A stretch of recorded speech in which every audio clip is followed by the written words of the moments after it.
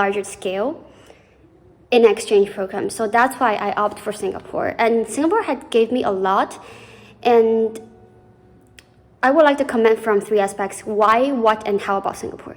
Hi, it's Vivian, and I'm glad here today to share some of my experience currently exchanging in Singapore as a business student under National Taiwan University, and also be sharing some of the experience I've gained from the exchange program, how it actually works, and how you can potentially benefit from an exchange program like this.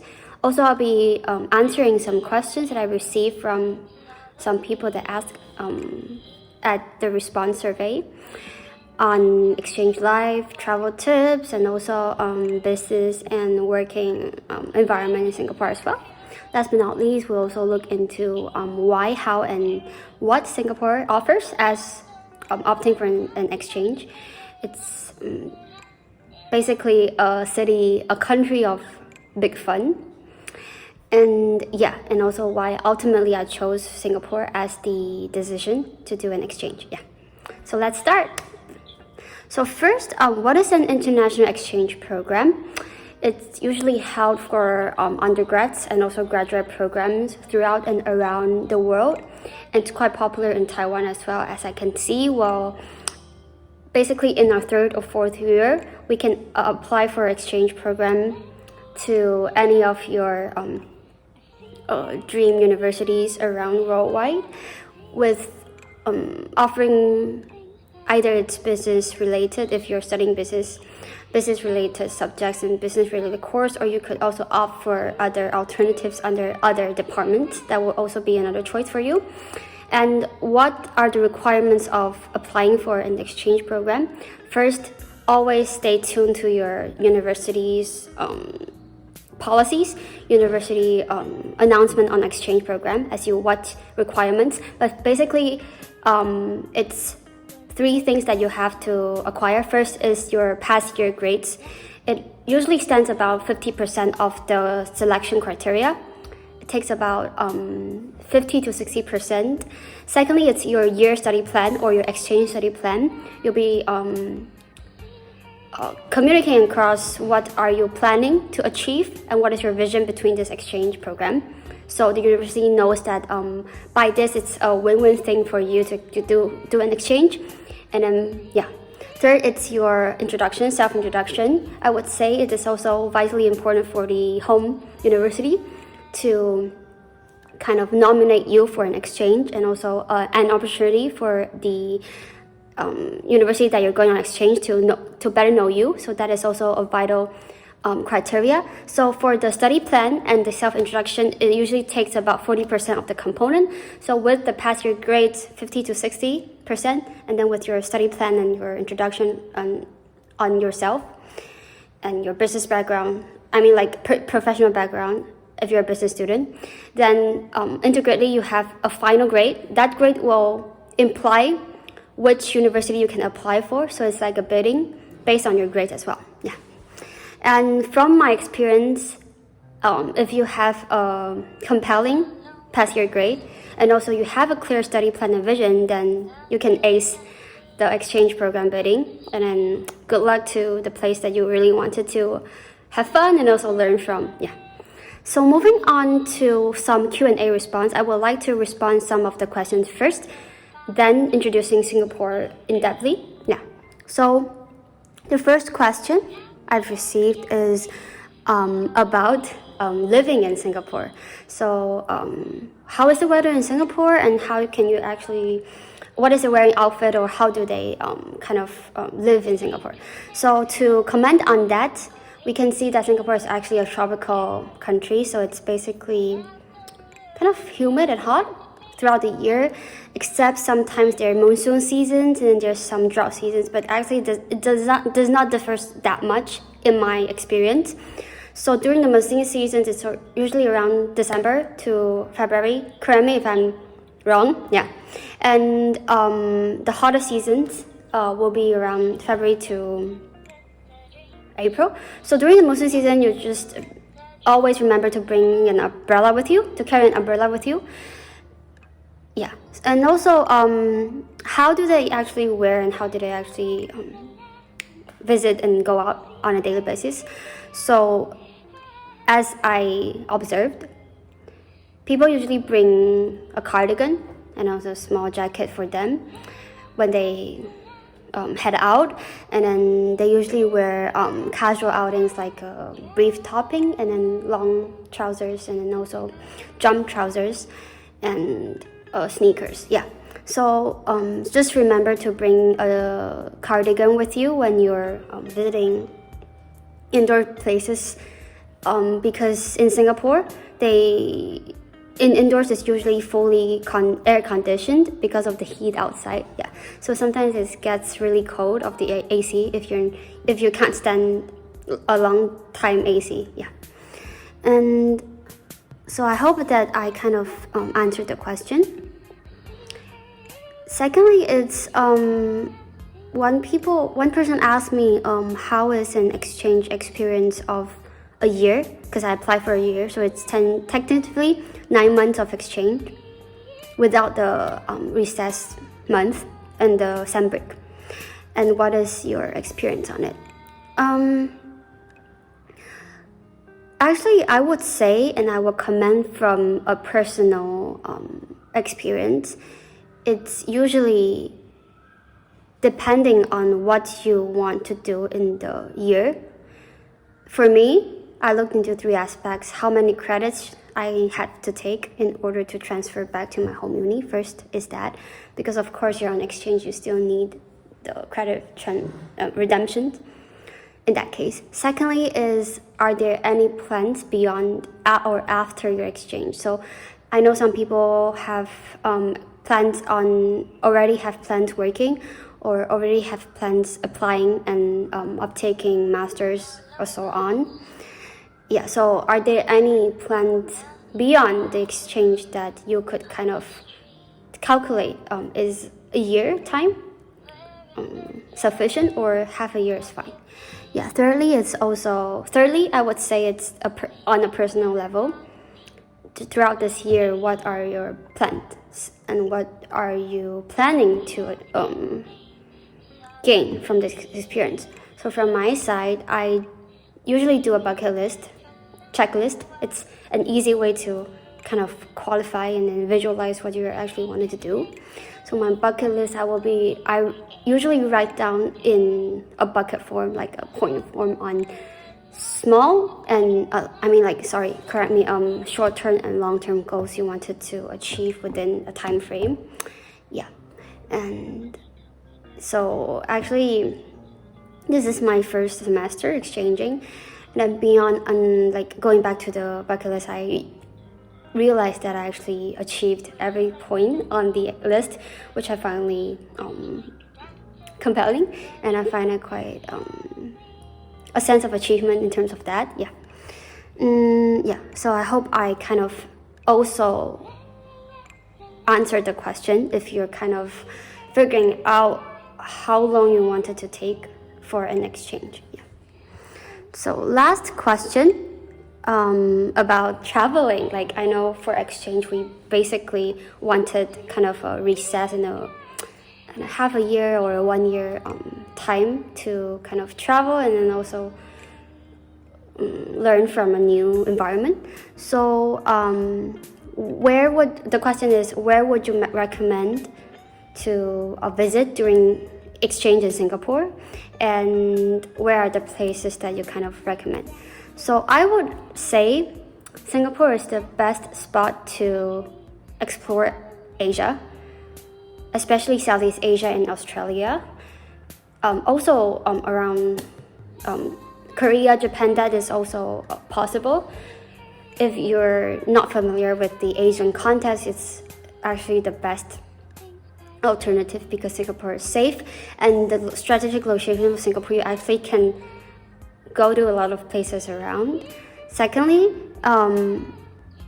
it's also a great time to kind of explore if you're interested in like island, tropical weathers, tropical seasons, and then tropical life. It's also a great exposure if you want and happen to be interested in that case. Yeah, so I classified 3 kind of continents that you can explore. First is Southeast Asia, Malaysia, Thailand, and then Cambodia, Vietnam, all these Southeast Asian countries. It's quite popular within exchange students in Singapore, as most of the exchange would like to explore Asia, beyond Asia, and exploring the culture, exploring the food, and so on. Secondly will be the continent of Australia and New Zealand, because it's also kind of near, comparatively near to Singapore. It's usually takes about 7 to 8 hours of flight, correct me if I'm wrong, to travel to Australia. And then Australia is a continent where you can kind of enjoy not the scenery and also the food, the culture, the environment as well. Yeah. Last but not least, if you're not familiar with Japan, Korea, China, above of that continent you can also explore, where it would definitely bring you about a lot of stuff.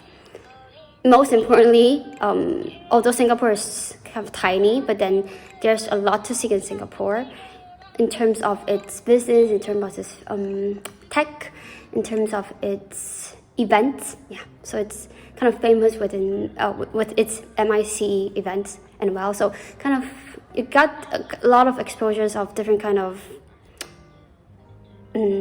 stuff, knowledges around the area as well. Yeah, I hope I answered the final question. Yeah, so coming to the final part of the sharing, I would like to comment and share a little bit about Singapore, as I kind of love my choice being in Singapore, and I kind of appreciated that because I was opting for a business school, and then I opted for business school simultaneously having good business school and a very good environment that I would simultaneously want to be exposed in. So at the time I was choosing from UK and from Singapore. Yeah, so both I got nominated and I got the admission letter, but ultimately I dropped the UK admission, not saying, because UK is also a place that I'm fond and I was looking forward to actually live there as an exchange student. Ultimately, I opted for Singapore because I started to realize a lot of value and aspects that I would want to further leverage being in Asia for the most of my years. I wanted to kind of apply more knowledge and to leverage upon the value in a larger scale in exchange program. So that's why I opted for Singapore. And Singapore had gave me a lot, and I would like to comment from 3 aspects: why, what, and how about Singapore. Yeah. So first, on why, I would say the quality of the business school in Singapore, it's above average, and you get to gain exposure on an international level. I was pretty shocked when the batch of my international batch, it's around 600 because of the COVID pandemic. So for our batch, we had 600 applicants for our batch, and then 80% were Europeans and Americans. So you can see that there's a shift and business opportunity, or even in learning opportunity in Singapore, where you are exposed with so many countries of people and in an Asian country. So that's so special about Singapore, which I found reflective and which I found tremendously appreciative towards the environment.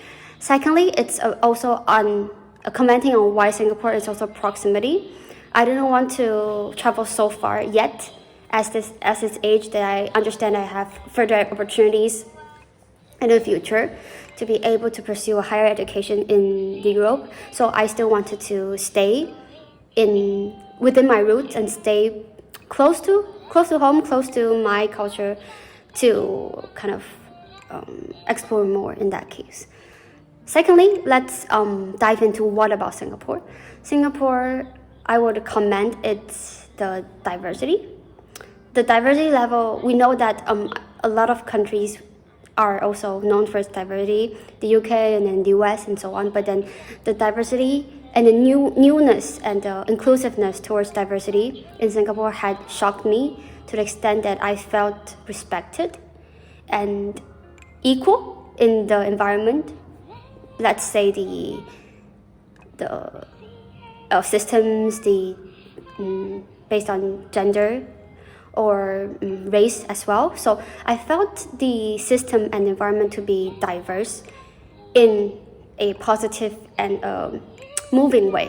So yeah, so commenting on the diversity, I would say Singapore is kind of renowned towards that, although it's uncountable.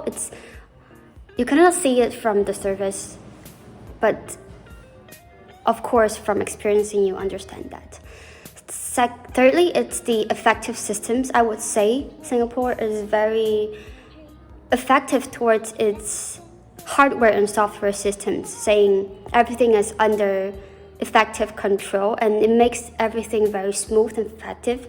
So you kind of know that you can be able to reach places, or let's say in a deeper way, you'll be able to kind of do the things you wanted, maybe work-wise or your career-wise in an effective way, because you know how the system works, you know how the standard works, and they give opportunities to expatriates and also international friends around. Yeah.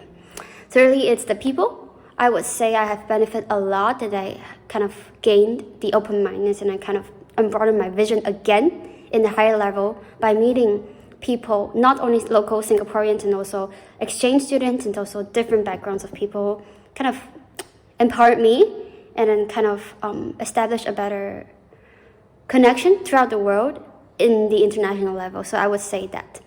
Last but not least, how about Singapore? How I would not comment how, like,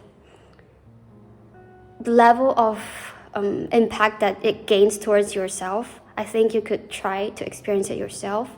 And if you're not sure of wanting to do an exchange to Singapore, why not kind of travel to Singapore for some days and then see if you really wanted to kind of put in time in maybe a longer time frame.